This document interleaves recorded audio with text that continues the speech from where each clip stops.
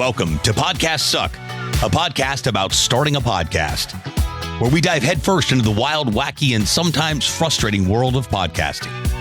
If you've ever sat down with a microphone, hit record and thought, what on earth am I doing? Or if you're just curious about the magic behind your favorite shows, then you're in the right place. Get ready for laughs, insights, and a whole lot of what not to do advice as we embark on this podcasting journey together. Let's dive in.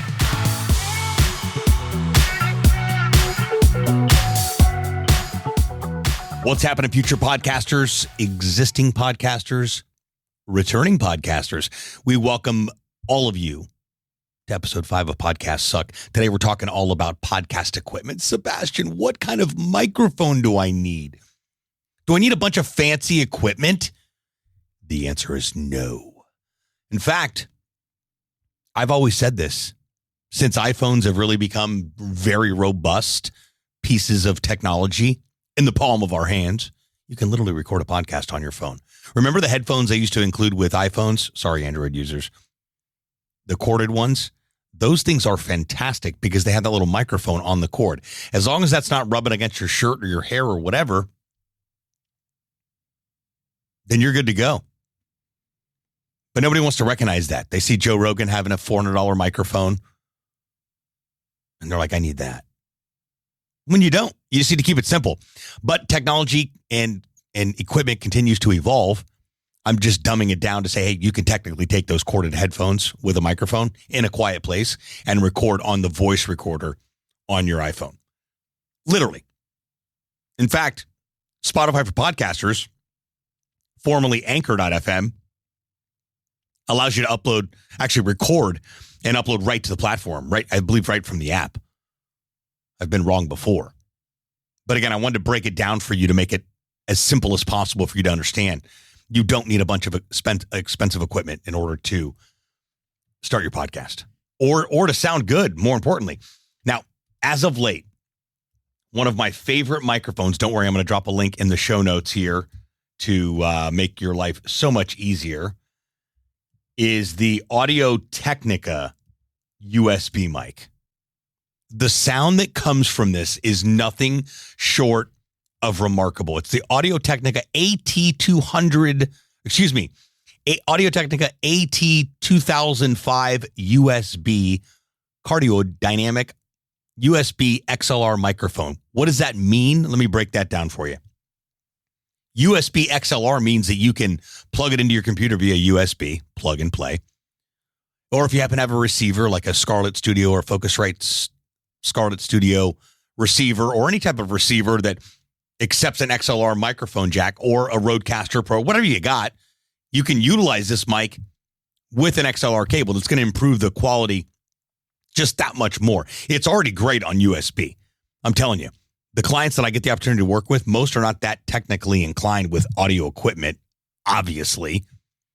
And it's my job to teach them what's possible.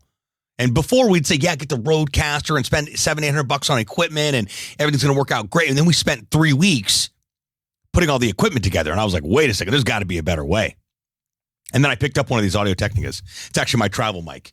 It's my mobile podcast studio mic. I've turned many hotel rooms into a podcast studio.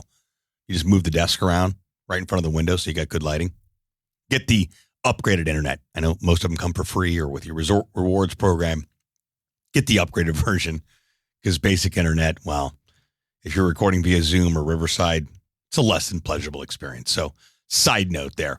But I love this Audio-Technica AT2005 USB microphone. It's $59.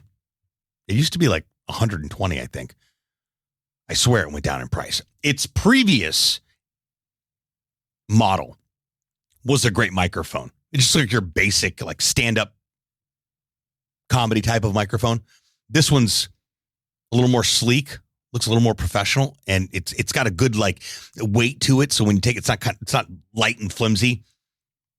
So it's not going to fall over all over the place. It's a good solid mic. Anyway, done selling this mic. I'm going to include a link in the show notes and description of this podcast episode. I'm not selling anything. I'm just helping you understand that for $59, all of your podcast equipment problems can be solved. Because guess what? In the bottom of that microphone, You can plug in headphones. I know, old school. No, Bluetooth will almost always disappoint you when it comes to podcasting. So stay away from Bluetooth when it comes to podcasting and recording podcast episodes, because Bluetooth works when you don't need it to. Ever gotten in and out of your car, working? Hold on. Are you there? Hold on. Bluetooth's connecting. Stay hardwired when it comes to podcasting. This microphone allows you to plug headphones. I love it. Right in the bottom of the microphone. So one plug goes directly into your computer via USB. One plug goes into for an earphone outlet. So you can actually hear yourself. We call that monitoring in the audio world. Helps out really well. A lot of people get freaked out by hearing themselves in their own headphones, but you want to hear yourself and your guests too. It really keeps you in the zone and focused, especially if you're like, look, squirrel. Now, there's other microphone options out there that are USB mics. The Blue Snowball. That's a complicated mic. It sounds good, but you've got to be very, very close to it. And you're talking into the side of it, not the top of it. So utilizing it as a microphone, it kind of just sits there like, a space shuttle sitting in front of you. It's a little like, it's kind of an eyesore, if you will. Where this microphone, the Audio Technica, looks like a microphone. It's not so in the shot, if you will. Great microphone. Again, whatever you want to utilize for USB mics, I highly recommend this Audio Technica, though. It's cheaper than most USB mics you'll see out there. It's easy to use. It's literally plug and play. And then when it comes to the video component, and I am by no stretch of the imagination encouraging video podcasts, because those things don't exist. Now, you do record video while you're recording the podcast episode if you're recording remotely or if you're in person. So there is a video component. And for that, you want a decent, high quality, high definition, 1080 minimum, 4K realistically webcam with decent lighting. So there's two more pieces of equipment I'm going to recommend. An HD webcam, a real true HD webcam that's 1080 or 4K is more realistic, because that's where we're headed anyway. Might as well get 4K now, settle in, makes you look more professional, if you will. And the second is a ring light. So I'm going to include links to the Audio Technica USB mic, the webcam, and then also the ring light. That's all you need for equipment. That's it. Go find a 3x3 space in your office or your house or your garage or your shed or your man cave or your woman cave. What do they call it? Women den? It's a different name. It's not women's cave. Maybe it is. I don't know. And find a 3x3 area and, put a floating shelf, a little plant, maybe a book or two. You can get peel and stick wallpaper on Amazon too. I'll drop a link to that. You can make the space your own, but you don't need a big, gigantic studio. I literally have 3 different sets in an 11 by 14 studio here. One's the main in-person podcasting. One's a little work area. One's my main area at my desk. 11 by 14, not a gigantic space by any stretch of the imagination. It's what you do with the space, though. But if you're setting up a makeshift studio where you're going to record, your recording area, if you will, we'd be here till next week. I went through all of the creative ways we've been able to help clients figure out a 3x3 space in their house, office, or space that they work out of. The only thing you don't want to do is record in a public place because it's noisy. Obviously, recording in the corner of a corner of a Starbucks, probably not going to be the quietest area to record. Recording in a hotel room, fantastic. It depends where you're at. If you're in Las Vegas and your room is facing the pool on a Saturday and the windows are open, maybe not. But in most cases, hotel rooms with good upgraded Wi-Fi, it's only like another $5, is a phenomenal place to record a podcast. So that's what we're looking at for equipment. Literally a ring light, an HD camera, an HD webcam, if you will. If you have a DSLR and it connects to your computer, God bless you, use that as a webcam. Fantastic. But let's not overcomplicate the process, because most webcams plug into your computer via USB. The mic plugs into your computer via USB. You just got to make sure you got enough USBs. And if you don't, there's an adapter for that. Yes, there is. And then a ring light. Ring light makes sure that the camera is being maximized because you're being lit up as much as possible. Maybe you got natural light where you're at. Make sure you're facing the window. I know that sounds a little crazy to like even have to say, but make sure you're facing the window and not the window's not behind you.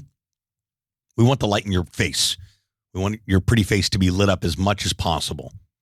Then the camera obviously complements that whole process and you look good. You're in HD, you look good, you sound good, and boom, you got all the podcast equipment you need. Listen, if you have questions about this episode, any episode on the show, really, shoot me a DM on Podcast Suck. That's podcast plural, 2 S's. Podcast Suck on Instagram, Sebastian Rusk on LinkedIn and on Facebook. Drop me a message, say, hey, listen to the show.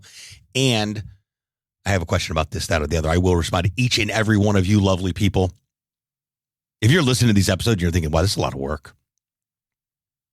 I wonder if I should get someone to help me. Help's available.